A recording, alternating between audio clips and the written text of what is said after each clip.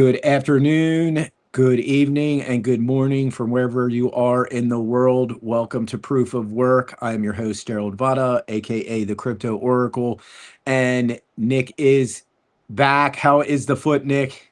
The foot is getting better. This is now week 6, so it says like Nice. you have like 2 to 3 months before you're like really back to normal. But it's much better than a few weeks ago. Nice. Awesome. Glad to hear that. Let's thank our sponsors at Quantum Expeditions. If you aren't familiar with quantum economics or quantum expeditions is taking unused energy, or AKA wasted energy, and taking that back and then turning it into usable energy as electricity, and then mining Bitcoin. Currently, they are doing methane flare mining off of some oil fields in West Texas, and they're going to start to do some off-grid mining in the near future. Keep your ears open for that. Also want to thank Shield Folio. Shield Folio is one of the best seed phrase books in the business. It's waterproof. They're working on a fireproof one as well, but the most amazing thing is you write your seed phrase with an ultraviolet marker. So if anyone gets a handle of it, they can't just write down your seed phrase. Everything looks blank until you view it under a UV light. You can get a discount for 20% off using the Bitcoin Live 20 code. And finally, I want to thank DeOrganized Media and all the people and content creators doing shows on the Bitcoin Live network. Alrighty, today's show is Bitcoin doesn't need you for adoption. And what's funny is I was just in QE Spaces, and right after I said that was the title of the show, Monty Greenspan chimed in. He said he was in a conference in like 2018 or 2019, I think it was. And the person on the panel is like, "What does Bitcoin need from you to do better?" And he's like, "Doesn't need anybody." And I was like, "Yeah, correct. And why is that? It's because it's thousands of years ahead of where oil and gas were, right? It's 1,000 years ahead of where gold and silver are today, right? It took thousands and thousands of years for gold to become, plus $4,000 an ounce, which I said years ago when people were saying, "Oh, it's going to 10,000 ounce." I was like, 3,500 to 4K is the top. I'm like, just look at some charts, people. This is basic charting 101, right? And guess what? We showed those charts on the show, and I said, this is the top. It's going down from here. And it did exactly what we said. And good job on getting rid of some of your gold there, Nick. But there's still some people out there who think it might go to 30K or something. It might hit some insane number for like a couple of weeks in the future. But that's like, then that's peak gold, right? Like that's the peak gold, and that's the death of gold, right? Like I called a couple years ago when we saw oil hit what? It was like 150 a barrel, something like that, close to that in certain markets. I said, this is peak oil, and this might be the death of oil. And that's fast forward today, even though we're sidetracking from what the show's about. This is where we are today. This whole conflict in the Strait of Hormuz is to reprice oil. And when you reprice oil, you're repricing the dollar index. And when you're repricing the dollar index, you're messing with the bond market. But at the same time, when the bond market goes down, what happens? All these people that hated on U.S. Securities go, "Oh, I want to buy some bonds." I want to buy some short to mid-term bonds. And if the markets are really swinging, people will buy the 30-year bonds, right? And that's what's going on, right? This whole move is to defend the petrodollar and protect the US dollar because of the BRICS nations' attack against the dollar over the last decade, right? I know a lot of people think Donald Trump's a moron, but he's not, right? Like, yes, he's a blowhard. I will say he's a blowhard, but he's not an idiot. He understands that if the dollar doesn't remain supreme, it doesn't just hurt America, it hurts China, it hurts India, it hurts Iran, it hurts Iraq, it hurts literally almost every country in the world if the US dollar goes down. Even though the BRICS nations would like that, they know in the back of their heads that it would be a very hard, maybe 10 to 20 years for them as well to get out of that hole. And we're get back to the topic at hand. Bitcoin doesn't need us, right? It's light years ahead. Cue up that video of, I think I said the first one. It was like, I think the third or fourth one I sent you. I know I sent you like 30 links. Sorry. Yeah. I sent you any links. I'm gonna sort through it. What is it about? So you know what? I think I can look at my bookmarks and I can tell you right now. Let's see. It's the one, let's see. Because you sent a lot. I know. I sent a whole bunch. And I will give you more reference, a better reference point as well. I'll tell you who it's from, and then I will tell you the length so you can see that. Oh my gosh, sorry. I was at the bottom of them, not at the top where I should be. All right, here it is. Wow, I did send a lot, sorry. Okay. The one from Joe Nakamoto? No, that one we want to watch kind of like halfway through. Bitcoin can be used anywhere. Documenting Bitcoin? I think it's that one. Yes, I think so. With brands, Bitcoin brands are finally cool. Yeah, that one, that's not the one I wanted to show first, but that was one of the first ones anyway, so that's fine. And I'll find the other one. Yep, I'll pull it up. Thank you. You know what? I should just start sending them as we're doing it, so then I don't like bombard you with a million. Sorry, we should have. It was too much to open all at once. Yeah, you're like, holy crap, bro. Go. Yeah, go ahead.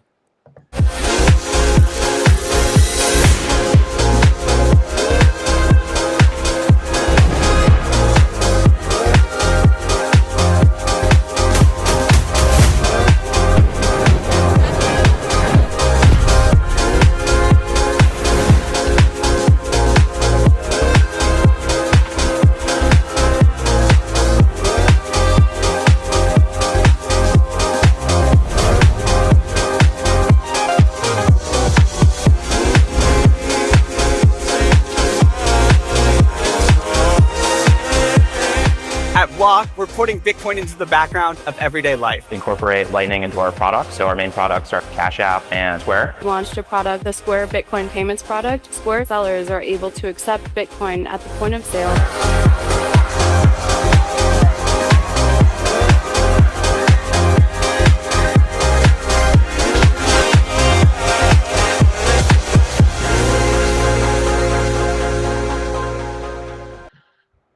Nice. Yeah, so again, if you're not aware, Square did a presentation at Bitcoin conference, and one new Square terminal's going live taking Bitcoin payments, or I think they're taking their first Bitcoin payment like every 30 seconds. They're at 830 to 840,000 Square terminals in the United States that are accepting Bitcoin. Since that was a good segue, there's, you know what, I'll just start resending them to you so you don't have to like sift through all those. I think I found a video you probably wanted to play, the one from Bitcoin News about Atlantic. Yes, them in Atlantic making the new video, correct, yeah. Thank you. Yeah, was just underneath that one. Okay, got it. This one. That's it. Electricity began as a spectacle, a spark in a laboratory, a novelty at a World's Fair. Every kind of entertainment, old and new. It changed the world when it was wired into it, standardized, distributed, embedded into cities and homes. That's how foundational technologies evolve, from experiment to integration. Digital currencies emerged in a wave of experimentation. A decade of flashes, new coins, sudden surges, but sparks don't light a room. It was Bitcoin that established the steady current early. Fixed supply, predictable issuance, decentralized from the start. And once power becomes dependable, you stop treating it like a novelty. These are the new rules of Bitcoin. Rule number 1. Bitcoin is not what you think. When people think about Bitcoin, they think it's something they can't understand. I would challenge them to think about, well, what do they understand about how the traditional US monetary system works? I actually think that's way more complicated. What started with a single light bulb became cities, networks, entire industries. Not because someone was in charge of it, but because the underlying laws never changed. It depends entirely on what you mean by a new idea. Bitcoin is a neutral currency for the internet era. It is an asset that has no issuer, that no government controls. There's no central bank to debase it. There's a hard, verifiable cap of 21 million coins, and it's a decentralized network. There are many things that separate Bitcoin from crypto. It came organically and was released to the world to be rejected or embraced only on its merits, and it's grown to being the #1 cryptocurrency with the largest market cap for a reason. Like electricity, Bitcoin is moving from a novel idea to necessity. Because, rule number 2, Bitcoin is long-term thinking. Bitcoin is a savings technology. Hyperinflation is devaluing currencies all around the world. Any new savings technology is going to change how people are habituated to thinking about their future. Every single year, the central bank targets an inflation rate of about 2%. So if you get a 2% raise, you got no raise at all. Bitcoin is a revival of the concepts behind commodity money. Commodity money is useful because of properties it has that people deem valuable. Thinking about Bitcoin for the long term, it's kind of like gold, land, or real estate. When we think about the kinds of things that pass on to our children or grandchildren, we're usually trying to pass on something rare or exclusive. Bitcoin is increasingly showing up in retirement accounts, in trusts, and in estate planning structures. We focus on Bitcoin because we believe it will be the dominant monetary asset in our future. Which brings us to rule number 3. Bitcoin is true ownership. We no longer live in an ownership society because the vast majority of our property is custodied for us by third-party intermediaries. When you're accessing Bitcoin through a centralized intermediary, you're really abstracted from the experience of Bitcoin and what Bitcoin is. True Bitcoin ownership looks like holding your own keys. Once you start to own Bitcoin in any material amount, it's important to consider security. Collaborative custody and multi-signature technology is a lot like needing multiple keys to open a safe deposit box. So instead of having one key that you could potentially lose, you distribute it into a series of keys so that you can keep your Bitcoin secure without a single point of failure. You're able to distribute those keys across multiple parties. And furthermore, it makes it easier for inheritors or next of kin in order to pass on the Bitcoin when the time comes. Collaborative custody is a mechanism for securing your property without giving full trust to any intermediary. We don't realize how many institutions get involved to create what's ultimately a very complex and opaque system. Bitcoin offers an alternative, an open monetary system available to everyone around the world. It's really how money worked for almost all of history. Bitcoin really returns us to those roots, and that experience is something that we try to preserve at Unchained for our clients and within our model. When something moves from experiment to everyday life, its impact doesn't stay contained. That's what happened with electricity. Now Bitcoin is entering that stage, inside portfolios and real financial lives. It's woven into long-term wealth, and how you structure it doesn't just affect you, it echoes for generations to come. Boom. Nice. Yeah, that was amazing. Obviously, I think towards the end, they got a little too technical, but not for us, but for the laity, yes. But yes, Bitcoin doesn't need you, right? Let's segue into that. There was that video, I think it was 2 down from there. It was under the Eric Trump one. The one from, I think it was them showing somebody paying with Bitcoin at the conference. Is that the Square one? About, yeah. I think that's it. Yeah. Yeah. Okay, wait. Got it here. So I'm being support today. Yeah, sorry. And like I said, I'll try and send them as we go, so you don't have to search for them. They'll be right there for you. The next one I got queued up for you. This one, right? Yeah, that's the one. 800,000 Square merchants now accepted. Yep.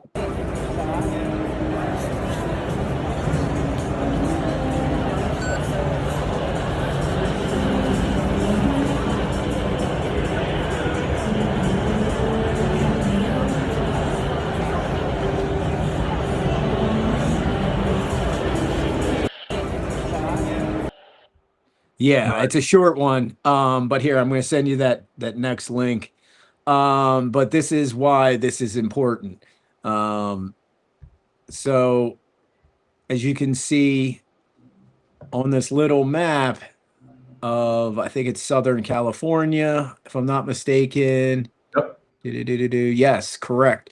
Southern California, you can see these bubbles aren't individual bubbles, right? There's like 90, 83, right? If you zoom in on some of these yellow dots, you can see that, yeah, right? 83, 95, 22. So as you get closer, if you're looking at the map on like Cash App or something like that, I'm pretty sure that's what this is from. Yeah, 203 in Los Angeles, right?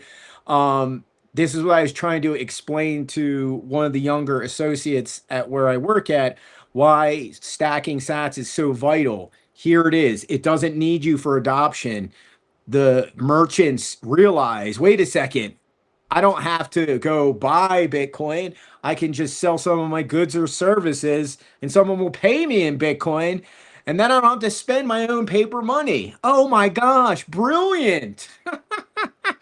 So this is why Bitcoin doesn't need you. And what I tried to explain to her, I said, if you want to get on top of this inflation that is not going anywhere, as we heard in the last video, and the banks have adjusted their ratings. It's not 2%. It's like 3 to 4%, right? Let's be very clear. It's higher than what they're saying that they would protect us from. So they're already lying to you right there, right?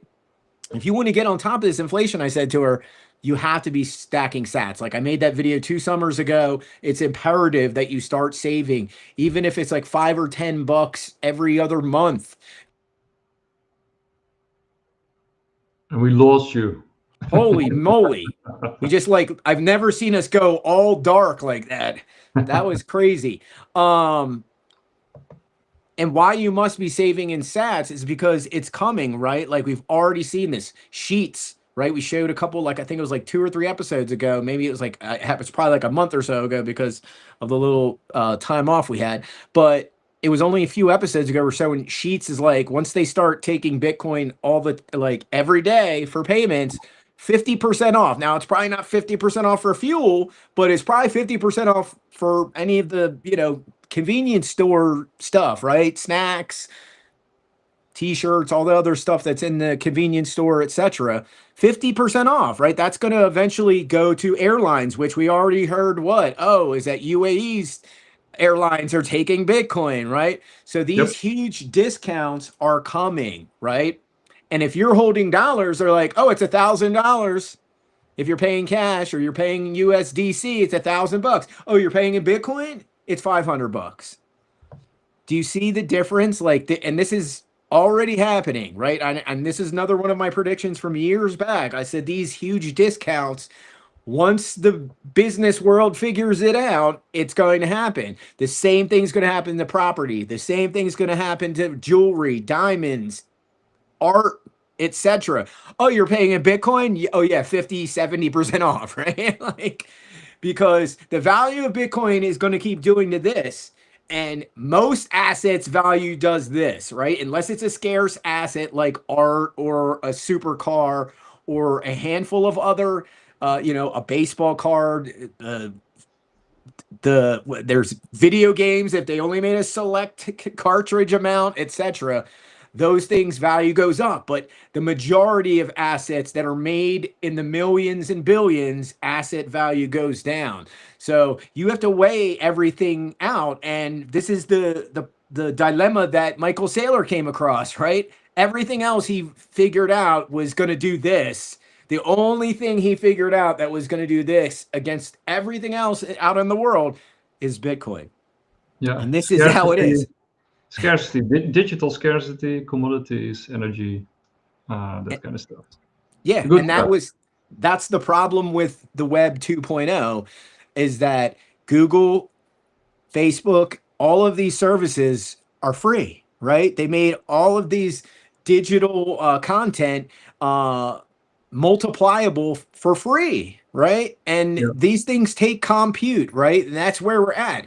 I didn't share the other article. I should have shared that. I totally forgot to share that article, but this huge software engineer came out the other day saying exactly what I'm saying. We're running out of compute because of AI. And I was like, yes.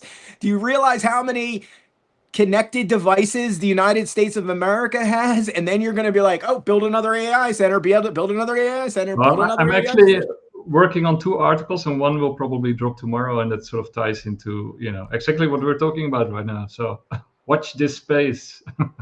Yeah, again, it's I just shared it. It's not in my bookmarks, but I just shared it. You just retweeted it.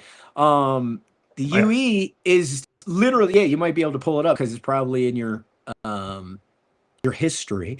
Here we go. Yeah, so literally they're right. Yeah, they're being accused of wasting 20 billion euros on AI computing dreams, right? This is what I've been warning about for almost 18 months now, close to 2 years, as you know, from Volkswagen to the EU to all these companies. I just saw this private citizen donate, oh, it was either to Stanford or MIT, like $400 million for AI. And I was like, oh my gosh, stop doing this. This is why. You're like throwing money at a black hole and you're like crossing your fingers. You think the Bitcoiners are nuts. This is way more nuts, literally. And I don't know how many times I have to say this. AI is inflationary times like 1,000 against Bitcoin's deflationary by 1,000x, right? And that's why you have to have both. If we don't have both, this becomes very problematic, right? It's just the we go back to like the early 1900s when Tesla and Edison were fighting over DC and AC, which is better, which is more important. Guess what? We needed both, right? We need batteries and we needed AC, the flowing current of AC, right? We had to have both to make this future economy work. It's the same thing. If we don't have Bitcoin, we can't have AI. If we don't have AI, we can't protect Bitcoin, right? Because that's the one thing people don't understand is even though I'm very staunch defender of Bitcoin and I'm very critical of AI, I understand that the cybersecurity effects of AI cybersecurity will become essential to defending Bitcoin, right? At some point in the near future, whether you know, they come up with the BIP, which already, you know, companies have done, right? We talk about Aqua, right? Aqua's already future-proofed their wallet. So if you have a Lightning wallet and it's not Aqua, you're dumb, right? And again, there was this other firm from a couple weeks ago. They cracked a 15-bit key. Let me repeat that: 15-bit key, not 256-bit. 15-bit. The orders of magnitude are a lot, right? So all these people are like, look, they did it. No, they didn't. Like, you have no clue what you're talking about when you think a 15-bit encrypted key is anywhere near as strong as a 256-bit encrypted key. And when they come out with quantum encryption, which there's already multiple teams working on, because I'm a nerdazoid and I try and stay on top of this technology stuff because that's my job, right? When quantum cryptography comes out, you won't be able to hack nothing, right? So all these people that are afraid of the quantum computers, the quantum computers will build quantum cryptography and that will protect everything, right? Let's be clear. And you're worried about Bitcoin getting hacked. No, it will hack everything else that is not encrypted first, right? Let me just use a perfect analogy from the 90s, right? Remember those things called the club and you put it in your steering wheel, right? Yeah, and basically, yeah. It basically, if someone broke into your car or was trying to steal your car, they couldn't activate your steering wheel. So eventually they wouldn't break your window, right? They would see the club and that was the deterrent. The same thing is true with encryption. Quantum computing will, if a bad actor gets access to the right compute and the right tools, they're going to attack everything that has no encryption first, because it's like literally taking kid from a candy, right? Literally. So why would I go waste all this amazing compute and all these amazing AI tools that I have at my, at my fingertips to go hack the toughest system in the universe? I'm going to look for the easiest systems, and those are most of the Western banking systems. Full stop. Right? And there's also more to gain, right? I mean, yeah. The fruits are bigger also. Yeah, there's databases that they could hack into that are way more valuable than trying to waste all that compute. Because first off, you got to steal a quantum computer, right? You got to break into Rigotti, or you got to break into Google, right? And either hack the computer remotely, right? Or you have to physically steal this massive quantum computer, which like someone should just steal this idea, just put it in an AI, and you're going to steal a quantum computer. The AI is going to be like, this is probably almost impossible, but let's try and make this work. And yes, it is like virtually impossible. So all these people screaming at the tops of their lungs, like, quantum computers will break Bitcoin. Quantum computers will break your bank account in 5 seconds because you have a 4-digit PIN that can be smashed with a quantum computer in about 0.2 nanoseconds. So stop it with this FUD. I'm sick of hearing about it. Full stop. The next little video clip I wanted to share is that one from Eric Trump talking. Yeah. Because this is where we're at. Like, this is why Bitcoin doesn't need you, right? It doesn't need you one iota, and you're still early. All these people is like, oh, it's so expensive, I'm late. No, you're not. Here's why. Here we go. This one, right? Yep. JP Morgan was crapping all over Bitcoin 18 months ago, saying it was a joke asset. And it's really interesting. Now they're allowing people to take out home mortgages against their Bitcoin holdings at JP Morgan. This happened in a period of 18 months, my friends. JP Morgan was crapping so it's a short clip. But yeah, again, right? And I said this to the young lady at work, she's in her 20s. I said, Fannie Mae and Freddie Mac are already creating loans for Bitcoin mortgages, right? So again, Bitcoin doesn't need you. It is light years ahead of any other commodity that has ever come before the human race, right? I don't know how many times I'm going to scream from the mountaintop. It is thousands of years ahead in the future already, compared to gold, compared to oil, compared to silver, compared to platinum. We've just scratched the surface, right? Like, it is a monetary protocol, right? It is an energy protocol.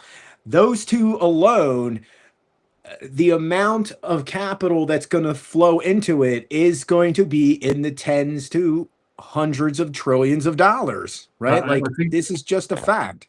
You and me, we also did a show on Bitcoin is oil, or better than oil. Yes, correct. I forgot the title, but basically Bitcoin is the scaffolding, like, to level up like our civilization to on the Kardashev scale, right? We're going to a level 1 civilization, and you need something like Bitcoin to make that happen. So yeah, I agree. 100%. And that's what people don't realize, is that they think it is, as Peter Schiff would say, that, this is like the Beanie Babies of the digital universe. And it's like, no, bro, that's meme tokens. Let's be clear on this point. Bitcoin is a whole nother behemoth, right? It is the hardest asset in the world ever created, right? The people, we talked about this on the last episode, the tangible people that have to be able to touch everything that they own. I literally tell them, like, you're on Insta, you're on Facebook, you're on Reddit, you're on all of these things are all virtual things that you interact with and have huge market caps. Bitcoin is no different, and it's again way ahead of all of these other commodities that have ever come before us. And it just keeps moving ahead and doesn't care about what you're doing, your opinion, your attitudes, your politics. It doesn't care. 800,000 Square terminals now receive Bitcoin payments. Fannie Mae, Freddie Mac are taking, you know, Bitcoin as collateral for mortgages for Bitcoin homes, right? This is the future of finance. I don't know how other to say this to people. And that's why they use the honey badger, right, as the mascot. Yeah. Bitcoin doesn't care. It doesn't care. It doesn't care. You can keep spitting at it. You could attack it like a cobra. You can spit your venom all you want. It's going to grab you by the neck and shake you dead, because that's what Bitcoin does. It makes you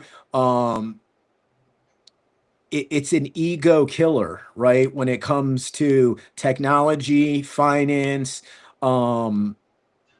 intelligence, it really is a litmus test. And that's when I realized that a lot of people were wrong about Donald Trump, even though I still think he's a blowhard and he still says things that I think are controversial and I don't agree with a lot of them. When he changed his position on Bitcoin, that's when I realized he was a real thinker and not one of these, you know, KOL insiders, right? That just repeat the going line that week, right? When he changed his mind on Bitcoin, I was like, wow, he's actually somebody that uses his, you know, critical thinking on his own. And that's very different from most of our leaders. And I think that's why he gets most of the pushback, is because he pisses off a lot of people on the left and he pisses a lot of people off on the right. And he's more moderate than people really want to point out, right? And that's what I think scares a lot of the insiders, whether it's the left or the right. He's spilling the beans and it's like, you can't say that, you can't tell people that. I also think in this current political environment, it is almost impossible to be a moderate, right? You are sort of forced into immoderate positions in order to survive. And especially if you take that many controversial you know, standpoints as Trump does, right? He's sort of shaking up the entire bee nest, right? So every like you said, left, right, everybody is against him because Bitcoin demolishes JP Morgan's power base, and a lot of other power bases and deep state actors are, you know, terrified, of course, for these changes that he represents. His team, right? He's not doing it by himself, but he's the chief, the leader in chief. Yeah, no, again, and when I saw him make that change, I realized he's not what everyone painted him out to be, right? And that's where you have to turn on your own critical thinking, whether it's about Trump or Bitcoin. Obviously, I want you to focus on the Bitcoin side, because he's not fully invested, right? He's about 2/3 to 3/4 invested, financially and mentally, but until he realizes that, you know, it unlocks this green economy, right? He's still anti-wind, he's still anti-solar, and I get why, I understand why, but as Daniel Batten has stated many times, and we've stated many times, if you want this ESG economy work, it only works with Bitcoin, right? Yep. It only works with a proof of work coin, I should say, and Bitcoin is leading the pack. And this only thing coming close when it comes to hash rate is Litecoin. A lot of people are on the Monero bandwagon, and I get why, for privacy. That is going forward, and that was a huge discussion we just had in the last spaces when it comes to AI and privacy and AI and your rights to your own personage, right? Like to your rights to your memories and your likeness and being.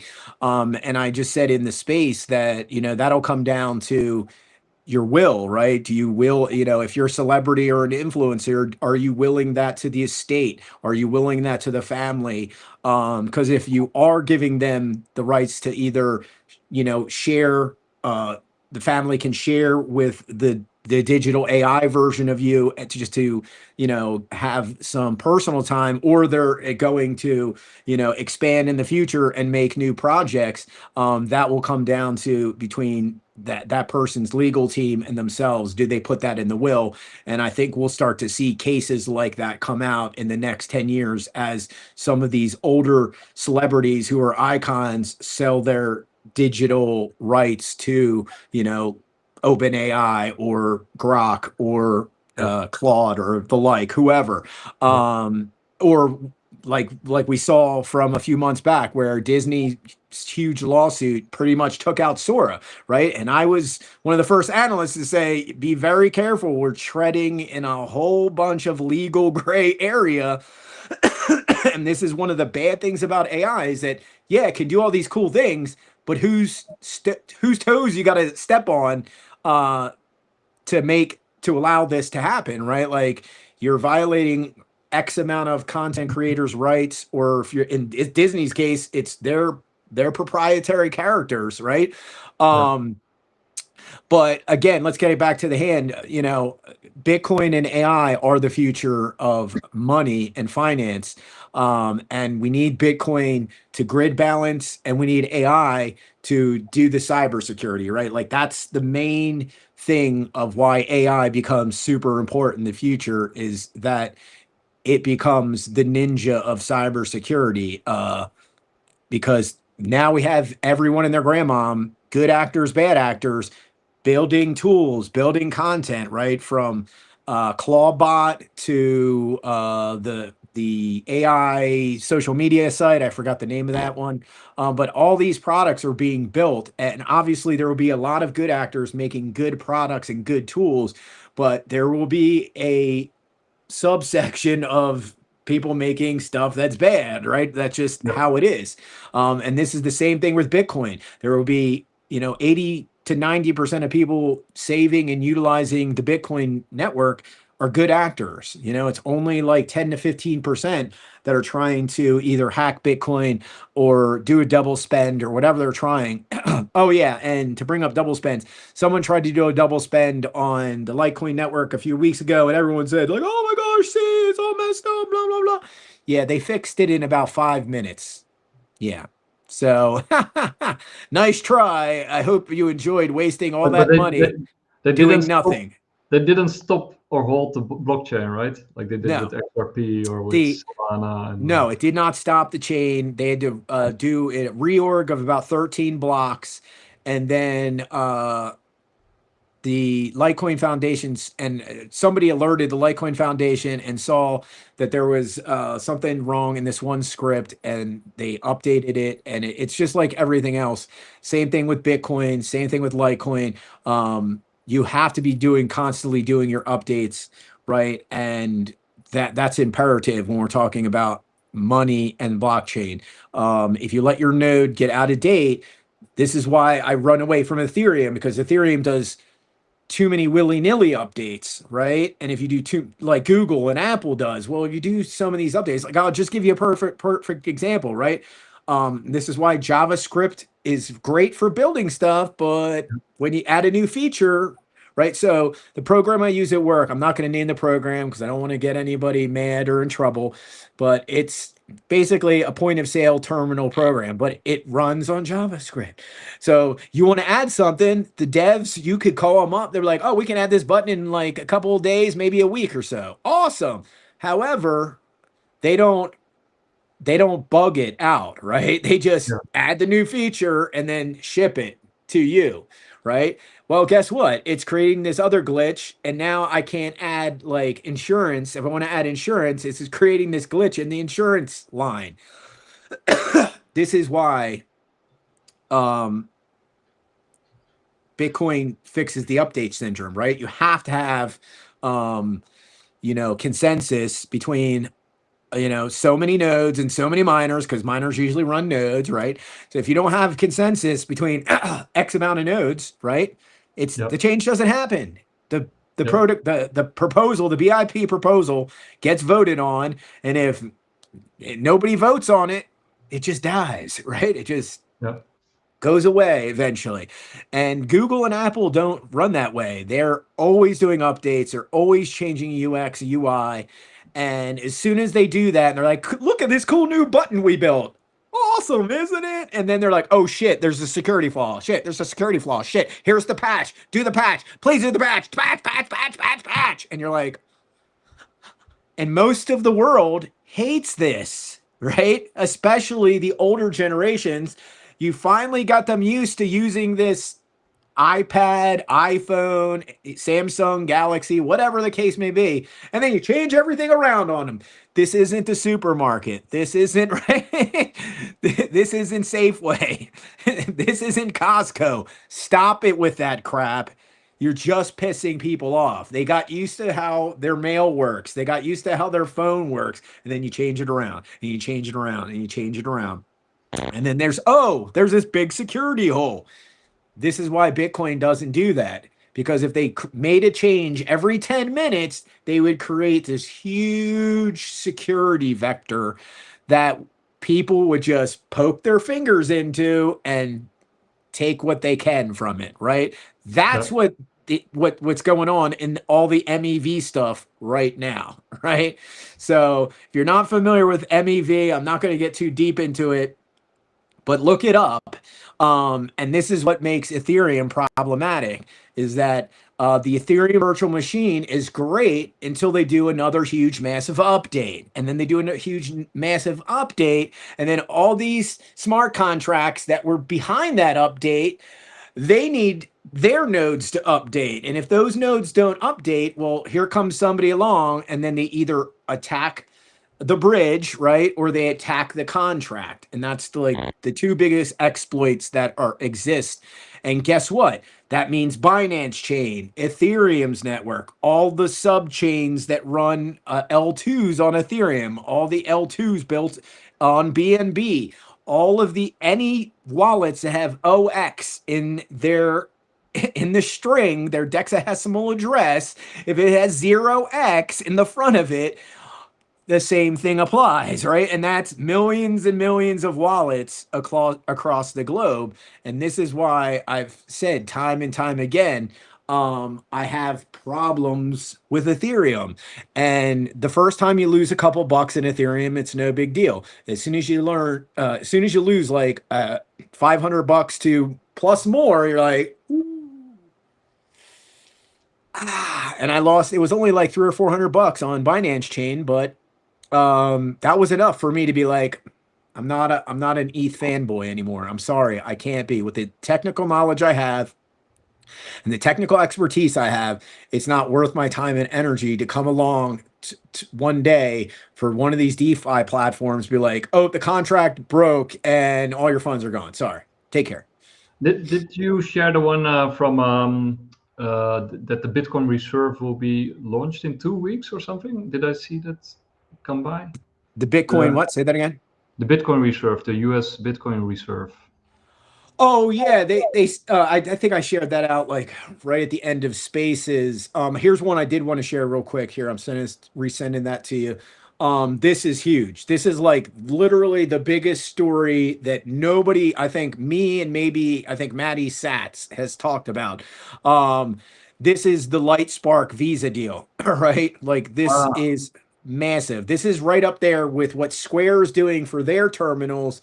LightSpark and Visa are doing with literally you just download their app and they're like, yeah, you can literally start a business taking Bitcoin anywhere in the world and changing it into whatever local currency you want to. So it's literally, they've taken like Square and Strike and they made this new company, right? I think it's called LightSpark something. Let me see. I got it. Yeah, LightSpark. So again, I'm just going to read the tweet itself. We're thrilled to announce our partnership with Visa to enable stablecoin and Bitcoin-backed Visa debit cards across 100+ countries through LightSpark's grid platform. Financial institutions, fintechs, and businesses can now offer their customers Visa cards funded by stablecoins and others on Solana, Base, Spark, Bitcoin via Spark or Lightning, fiat currencies including USD and Euro. euro. This means cardholders can spend their digital or fiat balances at 175 million plus Visa accepting merchants worldwide, seamlessly bridging on-chain accounts to everyday purchases. This is massive, right? Bitcoin doesn't need you. It keeps moving. Doosh, doosh, doosh, doosh. And these aren't little teeny baby steps anymore. These are massive, huge steps Bitcoin is taking. And again, this is huge. The guy that started this company used to work for PayPal, right? Now he's the CEO of Lightspark, and this is massive. This is again,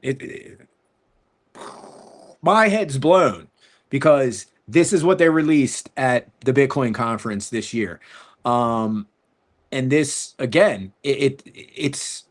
Again, I know how many times I have to say is Bitcoin is light years in the future ahead of all of these commodities where they were in their infancy, right? If we go back to, let's go back to Jesus's time. Like, what was the main currency being used back then? It was like salt, and then whatever coin the Romans had, right? And then obviously the temple coin, right? Yep. So you had to convert. Whatever, like if the guy was taking salt, you converted it into the temple coins. If you had Roman coins, you converted it into the temple coins, right? So gold, even though gold was important back then, they weren't using gold, right? They were using some kind of debased token already, right? They were already starting to debase the commodities back then, right? And oh yeah. So, and I think this is true because of all the big news that's being shared. I think the biggest news story of the day that nobody's talking about is the E-Trade, which I think I shared with you. Let me yeah, there it is. Yeah, that's huge as well. But this is why I think that story is coming to fruition sooner than later. And that big story is, E-Trade's launching crypto trading. Surprise!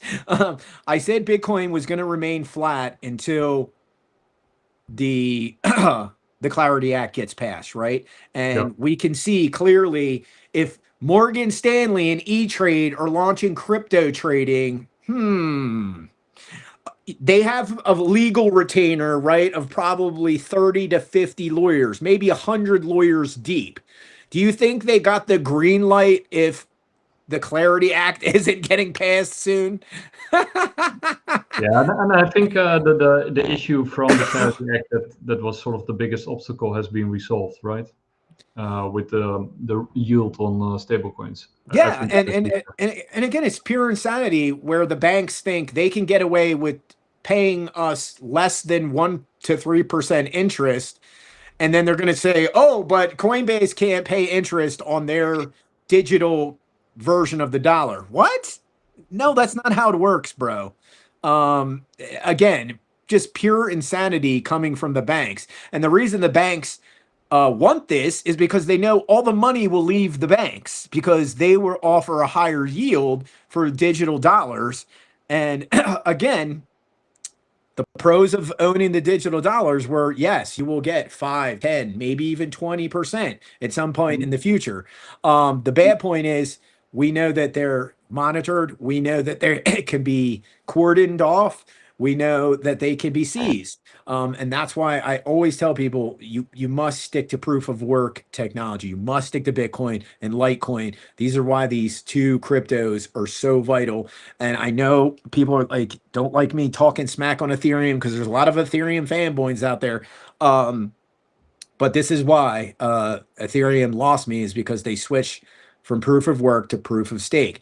If Vitalik really was the visionary that some people think he is, then he would have realized that the proof of work model would reshape the energy industry, which Bitcoin is doing. And even though Litecoin is a smaller sector than Bitcoin mining, it is still the number 2 cryptocurrency mined behind Bitcoin because of its profitability. That's just the facts. Also, with the stable coins and the Clarity Act and this sort of back and forth and tussle with Coinbase and JP Morgan. I think that's also, that ties also in with what we talked earlier about, all the enemies that Trump has. This whole change to stablecoins and Bitcoin, right? The biggest cartel in the world, the most powerful, biggest cartel in the world is the banking system, right? So if that's your enemy, then there will be a lot of heat coming your way. Yeah, and I think the way the banks will be smart about this, obviously there'll be a whole bunch of banks that go out of business that don't adopt this technology, right? Let's be very clear. That will happen very quickly in the near future. But the smart banks, what do you think they'll do? They'll just buy a huge position, $1 billion of USDC, and they'll put it on Coinbase. Like, are you guys dummies? Like, come on. Like, this ain't rocket science. If you're afraid you're not going to make money, well, take your money and put your money where you don't think it should be, right? That's the real risk is put it into Coinbase, put it into Cash App, right? Like, all of these companies are going to be offering very high yields for their dollar coin of whatever fashion it is, whether it's USDC, USDT, USAT, right? I think those are the three winners. We discussed that 3 or 6 months ago. It also explains this centralization that we saw in the last 20 to 30 years of the banking system, having lesser banks and bigger banks, since they know that they're going out of business anyway, then, you want to centralize control, and then plus CBDCs and AI. So you don't need all those little lesser banks anymore, right? Because you can rule it as one single bank. Yeah, and again, like we said, like a lot of these banks that don't adopt this technology, they will get left in the dust because Bitcoin's the leader. These stable coins, they're a necessary tool for the time being, but they get phased out too. And I've said for many moons that I don't think the unit of dollar goes away. I think it stays around as a measuring tool, just like 12 inches does in a lot of the world, right? It's dumb, but it's still a measuring stick. And I think that once we phase out paper dollars, and eventually we phase out digital dollars, the dollar will still be a unit of measurement. I don't think it'll be. I don't think it'll be around as long as we think, but it eventually gets phased out into Satoshis and Latoshis, and whatever other cryptos figure out the proof of work game and make it truly decentralized, because that's another thing that the proof of work model does, right? If you have all these nodes all around, whether that node has one miner or no miners, it's a decentralized network, right? When we get into proof of stake, even though there's a couple models that are decent, most of them have security problems, right? Most of them either have engineering problems and or security problems. And the ones that have both, they will be attacked and eventually fall into obsolescence, right? Perfect example is EOS. EOS was talked about for so many years, hype. And then I start doing my research and it's DPoS, right? So it's delegated proof of stake, and it had 21 block producers. And basically what started happening is the RAM started getting too expensive for the block producers. So then they had to, okay, oh, you're number 21 block producer, we're taking you out and we're putting this backup block producer, because they had funds, right? So now they were just playing this game of 3-card Monte with the block producers, and eventually that money's going to run out at some point, unless you're actually building applications and products and people are utilizing the network for what it was intended. And guess what? People aren't. Ethereum breaks through that model because more capital flowed in during the 2018 to 2022 ERC token craze and the NFT craze. And now we get past the NFT boom, and more and more people are finding holes in these smart contracts. And that's where until these smart contracts are, like I said, if they're on a ZK proof roll up on an L2, they're probably safe and secure, because nothing can fake the funk to the L1, right? That's very important. And that's when I think the Lightning Network explodes, right? If, what is it, BIP420 ever gets passed, I think that makes the Lightning Network fully Turing complete. And then we just see the Lightning Network grow by leaps and bounds. And I think Aqua has really been hammering in on making their wallet not only private, secure, and quantum resistant. This would, again, that's why I believe in them. I don't get any money from them. I just believe they are good actors in the space trying to put out a good product. And even though, when you do a transaction, they do take slivers, some Satoshis, it's very minimal compared to like Coinbase or crypto.com or one of the other exchanges. And that's the other thing. As all of these products and services come online, and we start to see these discounts and companies start to, put some of their, allocate some of their capital into Bitcoin, well, what starts to happen, right? We have the reverse effects of deflation where we go back to a commodity-based money and you get more of that product. You get a better quality product. Instead of them using more plastic, they're using more steel, right? They're using more copper. They're using more silver, right? They can make it more durable. The durable goods become more durable all around. Sound money creates sound things, right? I mean, yeah. I still use a vacuum cleaner from like 60 years ago because it's still working. Because the money was better, right? So people so they made a much harder durable good, right? Yeah. And the enshittification of the internet, we're going through that right now. The same thing applies as more and more of the Web 2.0 becomes crypto native. Those products and services start to become better and cheaper, right? And that's, just in the last year or so, like all of the algos are looking for authentic content. Well, here we are. This is as authentic as it gets. We were being strip mined. Yeah. Well, again, they don't, the whole everything looks polished and, looks like right out of a studio. There's an agenda there, right? There's people that have advertisers, investors, etc. Again, is it your perspective or is it someone else's perspective?